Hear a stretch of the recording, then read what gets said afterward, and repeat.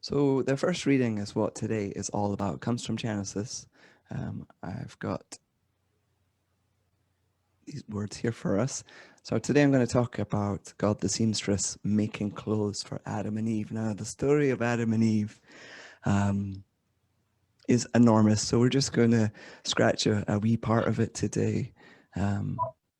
This reading is just after Eve and Adam have tasted of the fruit of the knowledge of good and evil, and they're in shame and they're hiding from God.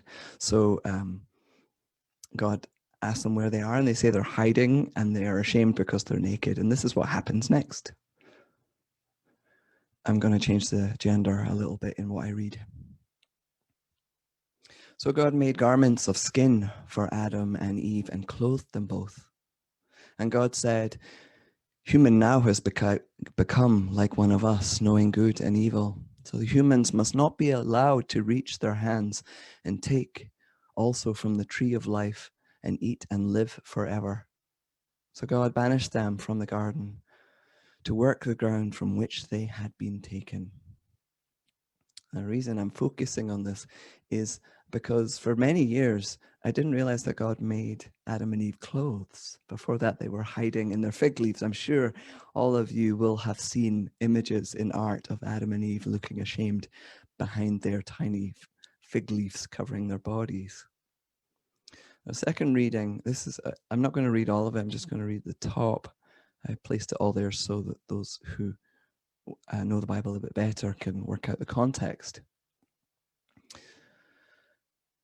And as Jesus started on his way, a man ran up to him and fell on his knees before him and said, "Good teacher," he asked, "what must I do to inherit eternal life?" "Why do you call me good?" Jesus answered. "No one is good except God alone." So this whole Christianity that's been based on being nice and being good kind of goes against the teachings of Jesus right there. Where I'm going with Adam and Eve is Richard Rohr's beautiful sharing about reframing original sin as original shame. And original sin is not biblical. It's not biblical at all. It has done so much harm. I'm a Celtic Christian. I believe in original blessing, but original blessing is a mixed bag because none of us are all good. All right, so here's some words of Father Richard Rohr. And I'll just paste the link into the chat because some of you might want to go and read this later yourself.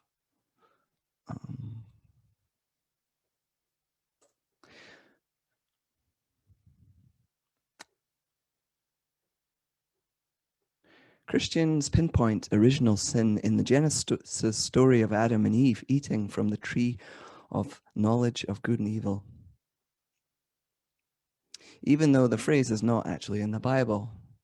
So Richard Rohr says, I think a much truer description of Adam and Eve's experience would be original shame. They hide when God comes looking for them, and when God asks them why, they say they feel naked. Then God asks Adam and Eve, who told you that you were naked? The implication is, I sure didn't. A few verses later, we see a very nurturing image of God as seamstress, sewing garments and covering the two humans to protect them from their shame. He goes on to say that we now live in a time of primal shame, and we don't seem to know how to escape it. He writes, I'm convinced that guilt and shame are never from God. They are merely the defenses of the false self, as it is shocked by its own poverty. The defenses of a little man who wants to be a big man. God leads by compassion towards the soul, never by condemnation. And the last phrase of Richard Rohr I'd like to share here is, we live not just in an age of anxiety, but also in an age of shame. I find very few people who do not feel inadequate, stupid, dirty, or unworthy. Guilt is about things that we have done or not done, but our shame is about that primal emptiness at our very being. It is not resolved by changing behavior as much as by changing our very self-image, our alignment in the universe. All right, so why am I talking about shame here? It's Lent, it's the second Sunday of Lent, and Lent is a time of self-examination. And I wanted to talk about shame because it's a key issue in undermining white supremacy and dismantling racism, the racist past of this country and the present. And a few weeks ago, many of you joined me in watching Valerie Carr's People's inauguration. And there was a conversation that I saw between Valerie Carr, who is an American Sikh, and this woman who's called Susan Raffo, who's a white woman who does, she's a body worker, does somatic work. There's a third person in the conversation that you will see but not hear from, and she's called Reverend Angel Kyoto Williams, and she was amazing. She's amazing in this. We're on a Zoom, about to watch a Zoom, but you'll see why, because it's totally worth it. So let me give you the context of this conversation. Valerie has just asked Reverend Angel, who's African-American, what an apology for slavery might look like from individuals and institutions. And Reverend Angel says very beautifully that most of society is so disconnected from their bodies, from their innate truth, that they're not able to apologize because they can't feel the wound. She says you can't apologize for things that you don't feel. So then Valerie Carr goes on to ask Susan about this. How do we get in touch with our bodies? And that's what we're about to see now.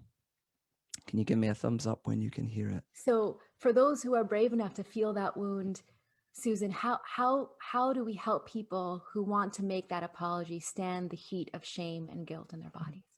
Mm-hmm. Shame and guilt are a withdrawal from relationship, right? When I'm feeling the heat of shame, I'm pulling away. There might be something that is uncomfortable. I might have just done something really foolish. I might have just hurt you. I mean, that might have just happened. It probably will. If we're in a relationship for a long time, it is likely something like that is going to happen. That is just being alive, being with people, right? From the small to then exactly the places where I do and do not show up for larger systems and larger change. Shame is what happens when there is some belief I have about my essential quality that says, in this moment, I have to leave you. I have to leave the relationship, right? Guilt says I have done something wrong. And again, I have to leave the relationship. I think it's where you were saying earlier, and maybe it was on another one that I was listening, you were talking about self-care and collective care, is as long as I think of this work as only being about self-care, then in a moment of shame or guilt, I might say, I am justified leaving you right now because I'm in so much pain. I'm going to go over here to take care of myself. And I want to honor that sometimes that's what needs to happen first. Absolutely. But as a white-bodied woman, for me to keep leaving every time to go take care of myself is also me leaving the struggle. It's leaving my relationship with you. It's leaving the potential for me to be transformed in ways that, again, right, the other side of push is the unknowing. Even right this second as I'm talking faster than my body, so I'm bringing my words back down into the middle, because I want to really feel them when I say them and feel the grief that I feel around how many times I have either dropped out or watched somebody drop out because of that relationship betrayal. Is that underneath it is coming really close to, why am I here? How do I want connection with you? For how does it serve me in my life and the life of my kin to actually want connection with you? Not to be in this work because it's a great idea, it makes sense, whatever, but but it's feeling it like, oh, how is my life smaller? I feel it, I know it, because that's the piece to hold on to, that connection. And again, it's where ancestors, it's where the land as well as each other shows up, because in that moment when shame comes up, as it will, and it is so uncomfortable, in ways that, depending on the moment, can push at that edge of intolerable. You know, in that moment when everything in me wants to go, no, I can't. What's underneath that? What's my practice that's going to help me stay? Shame, guilt, confusion, unknowing, loss, those will come up. What is that support that's going to help that movement happen so that I don't leave you, so that I don't leave my sense of purpose, so I don't leave my own life in that moment? Mm.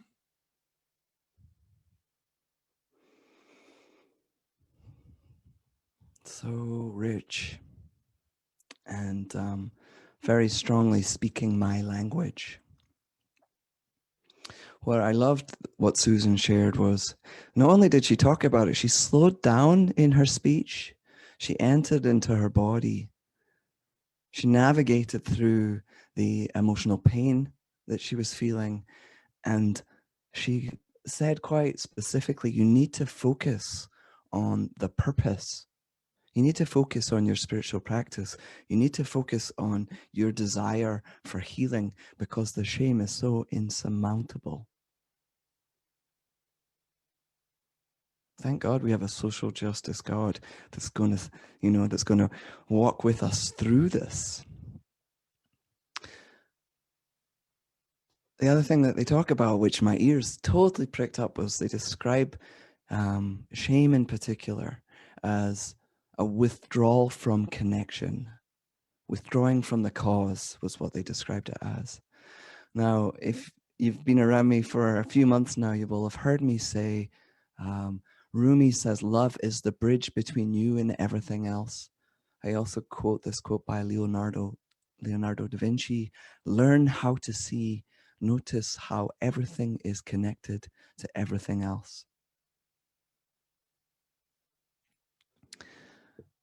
Jane is asking me for that quote. Yes, Jane, email me about that afterwards. Actually, it's not publicly available anymore, but I can share it with you.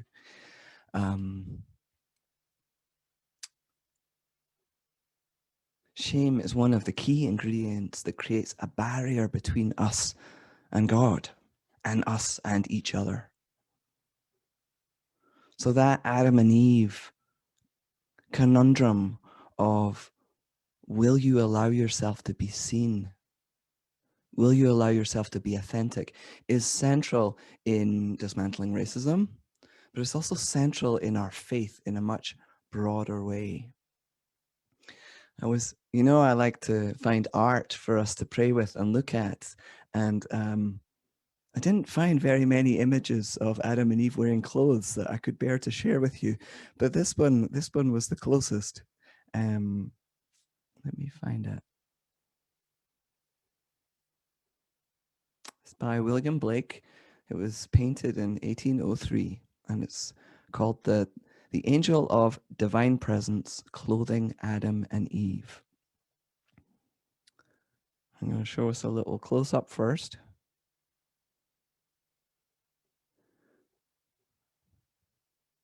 So we can see their faces. I'm going to zoom back in a minute and ask you to share either in the chat or unmute what you notice.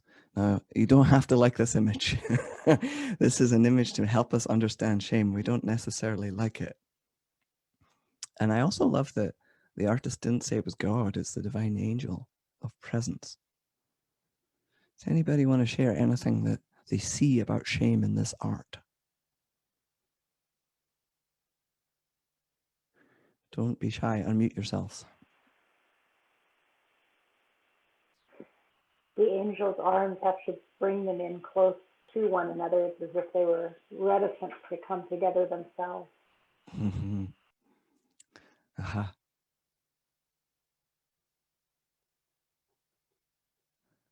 Let me focus on the close-up again. That's great. There they are. One thing I noticed is that their feet are touching, even if their eyes are not. Betsy writes, Adam is blushing. Yes.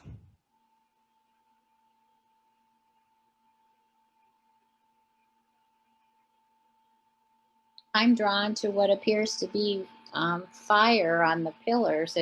To me, it's there's something warm about the exchange or the environment. Mm-hmm. I noticed that God is so much bigger than they are. A huge size difference there. Mm-hmm. Mm-hmm. I'm going to read out some of the comments. Eve has a lot more clothing. Ain't that true? In all the art. David notices that they're white. Yes, I did too. Glynis says, Adam looks like he's blushing and Eve looks like she is afraid. All eyes are downcast. Lynn, that was the thing that jumped out the most at me, was the lack of being able to look in the eye, and we're going to go there later. Busy also says that Adam has more color than Eve. Now, this is a very famous piece of art. You can buy it from Walmart. I'd never seen it before. It's by William Blake. So just if you want to look that up. Okay, thank you so much for sharing your thoughts there with all of us.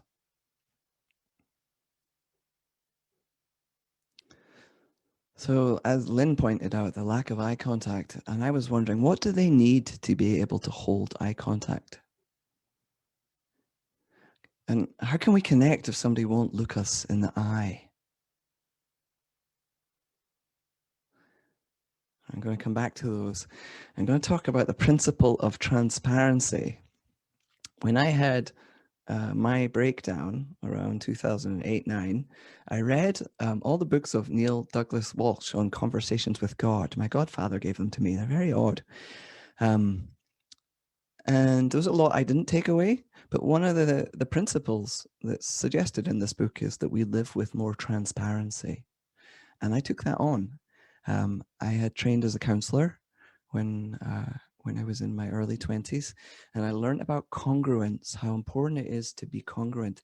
But the counselor also hides a lot. And as a person of faith, I thought that wasn't good enough. We need to model many things, including being real. And all this came back from living in the Abbey on Iona. When I lived in the Abbey, I learned the immediate impact and importance of being real, because every day at the meal, I would sit down next to somebody new, a guest or a new volunteer. There was constantly people coming through, so many people coming through. And my job was to welcome people. And almost always I sat down next to somebody new. And I could have had the same boring conversation hundreds and hundreds of times. It would go like this. How long have you been here? What did you do before you lived in the Abbey? What's it like to live here? And what are you going to do after you leave? I learned really early on that if I took the risk of being real, I could sidetrack the conversation into something far more engaging, far more real. And I learned to wear less emotional clothes. I covered my heart less. Often it feels great to be seen. Sometimes it feels really horrible. And it was very unsettling to, especially my wife at that time, and my family and friends. And sometimes still is. My friends and loved ones, often I can see them just kind of like dying at some of the things that I choose to share and reveal about myself. I can see them wishing that I was not so open. But I do it for a reason.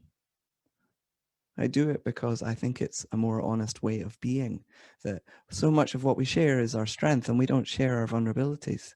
And I want to model both. So when I first went to seminary back in 2013, on the very first day, they asked us in front of everyone, all these strangers, if we would be real and allow ourselves to be seen. As ministers, would we be real and allow ourselves to be seen? And with that, they didn't say this, but it became really obvious as we did this exercise that it was also the opportunity to see another. I love this because I'd already taken on the principle of transparency, and if we rewind back to 2004, I'm doing prison ministry in Australia with the Quakers. And I remember sitting opposite this guy in a medium security prison, looking at him and him looking at me for about 5 minutes in silence. Just seeing him and him seeing me. I have to tell you, it was the most excruciatingly uncomfortable exercise they had got us to do. But if you stick with it through the discomfort, allowing your eyes to meet, taking a step further than that art showed, if you allow yourself to look up and meet the gaze, an extraordinary thing happens. You meet the humanity of another and you forget to be ashamed. But you have to force yourself to sit through a lot of discomfort first. And to be honest, not everybody is able to do that. We all have different personalities and different levels of trauma. So just because me and this prisoner could do it, I don't judge other people who can't. We're going to look a little bit more deeply into this now. I've got another video for us. This time it's Brene Brown. She's a researcher. You've probably heard of her. This is her TED Talk, and it's pretty amazing. And while you're watching it, I will post the link to this one in the chat. Again, give me a heads up when you can hear it. Vulnerability is not weakness. And that myth is profoundly dangerous. How many of you, honestly, when you're thinking about doing something vulnerable or saying something vulnerable, think, God, vulnerability is weakness. This is weakness. How many of you think of vulnerability and weakness synonymously? The majority of people. Now, let me ask you this question. This past week at TED, how many of you, when you saw vulnerability up here, thought it was pure courage? Vulnerability is not weakness. I define vulnerability as emotional risk, exposure, uncertainty. It fuels our daily lives. And I've come to the belief, this is my 12th year doing this research, that vulnerability is our most accurate measurement of courage. To be vulnerable, to let ourselves be seen, to be honest. To create is to make something that has never existed before. There's nothing more vulnerable than that. Adaptability to change is all about vulnerability.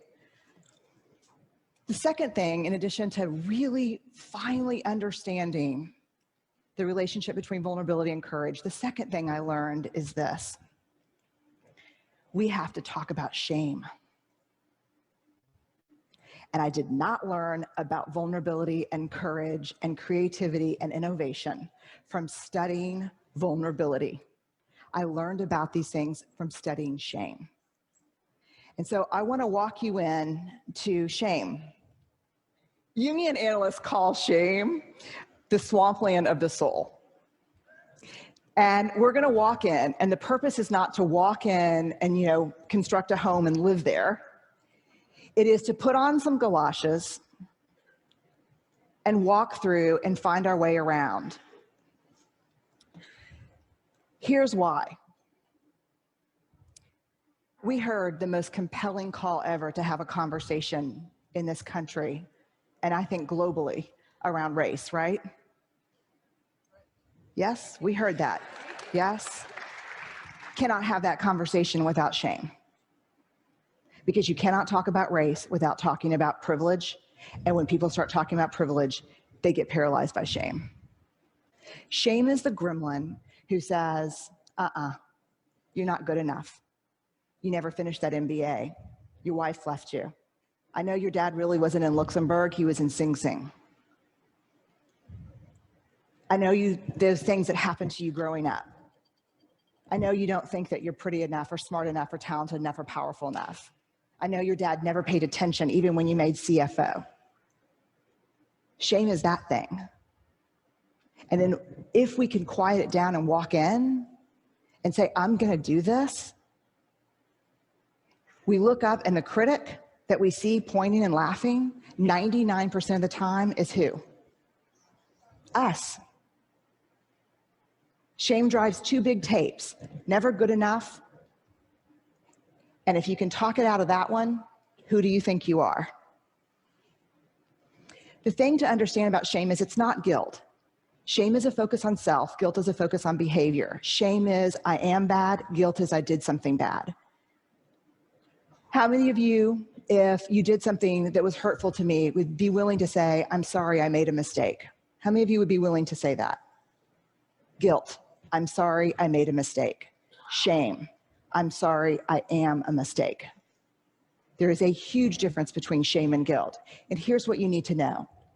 Shame is highly, highly correlated with addiction, depression, violence, aggression, bullying, suicide, eating disorders. And here's what you even need to know more. Guilt inversely correlated with those things. The ability to hold something we've done or failed to do up against who we want to be is incredibly adaptive. It's uncomfortable, but it's adaptive. Shame is an epidemic in our culture.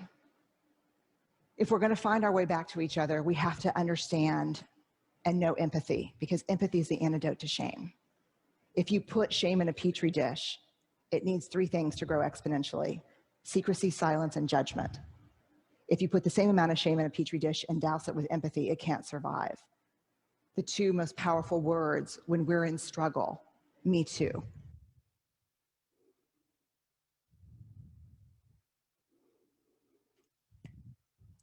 I urge you to have a conversation with somebody in the congregation about this. The link to Brene Brown's talk, the whole talk. She also goes on to talk about the difference of shame for men and for women, because that stick that is we wield at ourselves and wield at each other is different for men and for women, and she points that out really clearly.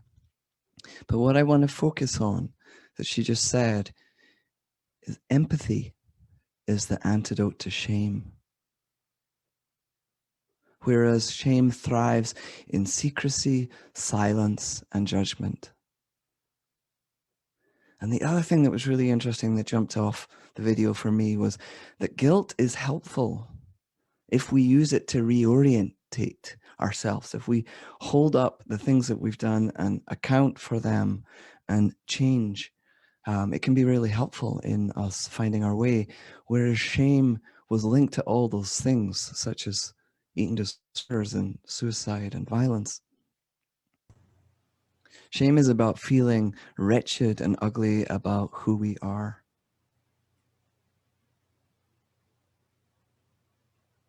When I worship with Episcopalians, they say we love because God loves us first. Humans yield to and are formed by love being modeled for us. And I don't know if shame is one of the barriers that we need to overcome, but for whatever reason, we need to learn to love. And we need to learn to overcome our shame. The last piece of my sermon today I want to talk about is how I found it very interesting that God made clothes of skin for Adam and Eve. Now there's when I researched this last night, I found a bunch of metaphysical stuff about how this is when Adam and Eve stopped being light bodies and came into their form. I don't know anything about that, so I'm not going to go there. Where I'm going to go is an understanding of how loving an act it is to have perfectly fit clothes made for you. Because, I really know that feeling of being utterly uncomfortable in my own skin. Now, shame is there for all of us. I got a big dose of it as a transgender person. And I'm going to talk a little bit about that here. But I want you to know that I assume that my gender journey is a human journey. It's shared by all of you. And I'm hoping that what I share will make sense and you can relate to it yourself. I learned early on to cover up my shame. Brené's secrecy, silence, and judgment were really prominently there by the age 7, and definitely by 11, they were doing terrible things to my inner self and well-being. At 21, now I'm 45 now, so at 21, I came out as transgender. And to do that, I had to push through this incredible internalized transphobia, phobia, and shame. Just like Adam and Eve in that painting. I'm going to jump back there for a second. Where is it? I could not bear to be seen. Now, the one in this picture I relate to the most is Eve. That feeling of being so vulnerable.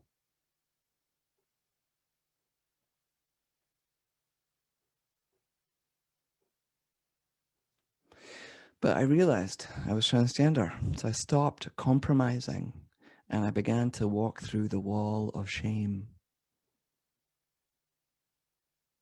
And there were people who came forward and loved me, who listened with so much patience. They went out of their way to help me become and feel comfortable in my skin. And one of the only people I found at that time who also had gender issues was my friend Travis, who's an artist. And he is the guy who made the movie Funny Kind of Guy with me. There was a documentary made about my transition back in 2002. And Travis persuaded me that I should dress up in drag as a drag king. I'd never heard of a drag king, but he told me about it and he was like, we're going to dress up as masculine as we can. And even though I didn't understand it and felt ashamed of this, I thought, okay, I'll do this. And Travis found clothes that fitted me really, really well. And I began to express on the outside this person, Simon, who was on the inside. It started with clothes. And I remember how different I felt about myself. And if I think about Adam and Eve in this story, God is God. So these clothes are going to fit perfectly and be really beautiful. And they're going to enhance the self-esteem of both Adam and Eve. I believe it's really impossible for us to see ourselves. And mirrors really haven't helped all that much because now we look at our own reflection and we don't see ourselves the way other people witness us. Now, back in the day, there were no mirrors. And I think we were probably better off because we collectively dressed each other. People relied on their community to dress them. I learned this from one of my best friends is a person called Keegan. I just visited Keegan 2 days ago.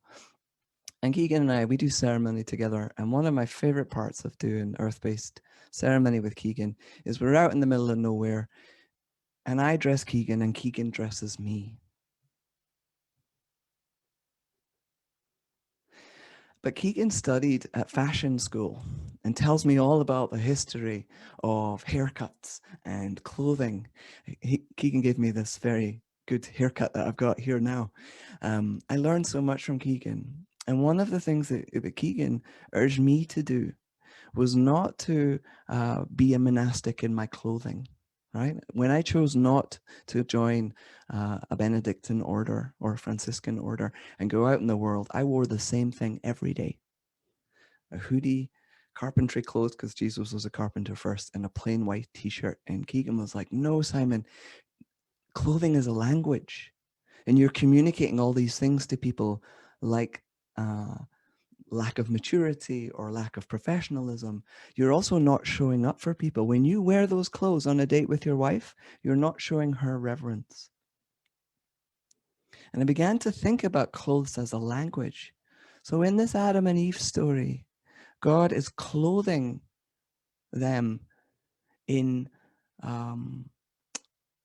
something that can help them be seen and recognized and understood and celebrated.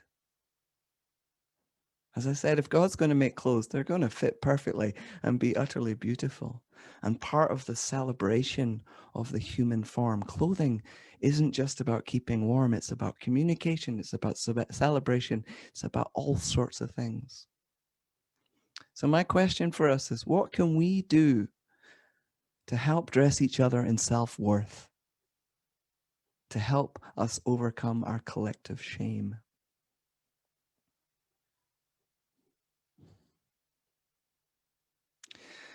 Brene Brown talked about empathy.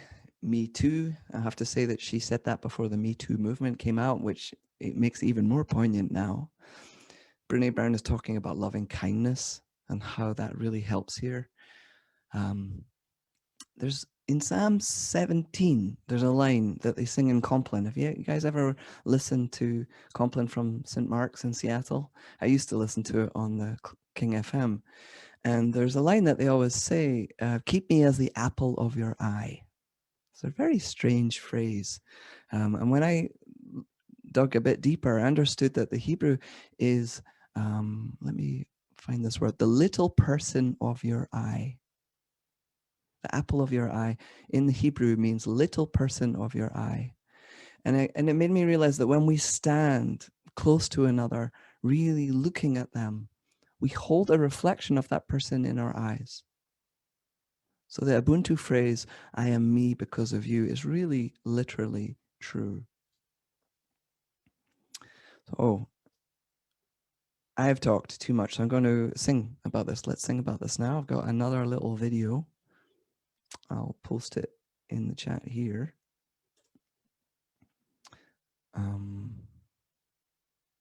This is a song called You Are the Face of God, and this is a beautiful movie by Ian Arthur Bertrand called Human the Movie. I invite you to sing with me.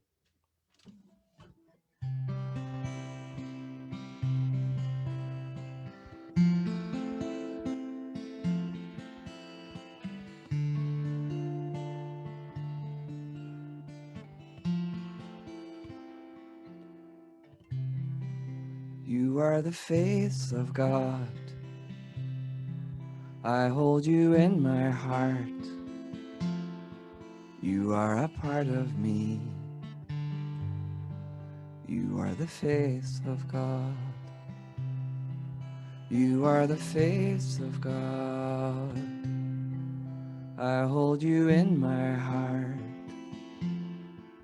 You are a part of me. You are the face of God. What can we do to create a safety like this cinematographer? To allow people to really reveal themselves in their beauty. You are the face of God. I hold you in my heart. You are a part of me. You are the face of God.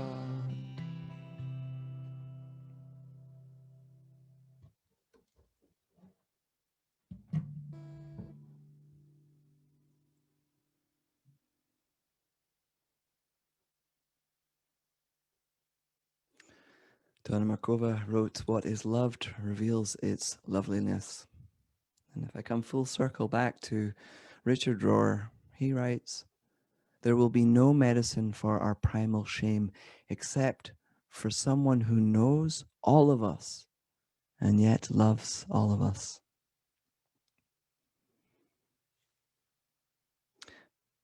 And I've got a prayer that is on my desk over there. Just go get it. It's by John O'Donoghue.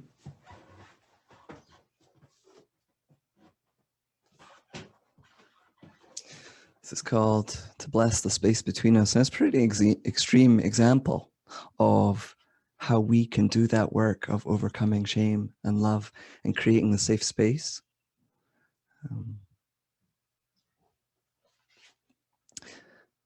This is called For the Parents of One Who Has Committed a Crime.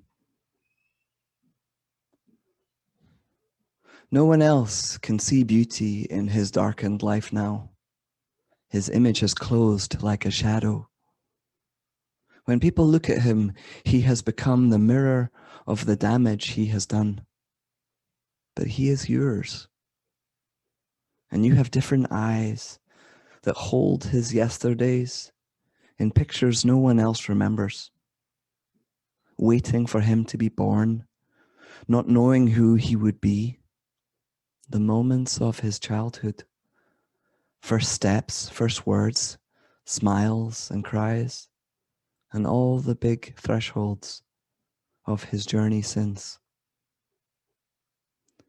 He was yours in a way no words could ever tell, and you can see through the stranger this deed has made him, and still find the countenance of your son. Despite all the disappointment and shame, may you find in your belonging with him a kind place where your spirit will find rest. May new words come alive between you to build small bridges of understanding. May that serenity lead you beyond guilt and blame to find that bright field of the heart where he can come to feel your love until it heals whatever darkness drove him, and he can see what it is he has done and seek forgiveness and bring healing. May this dark door open a path that brightens constantly with new promise. Amen.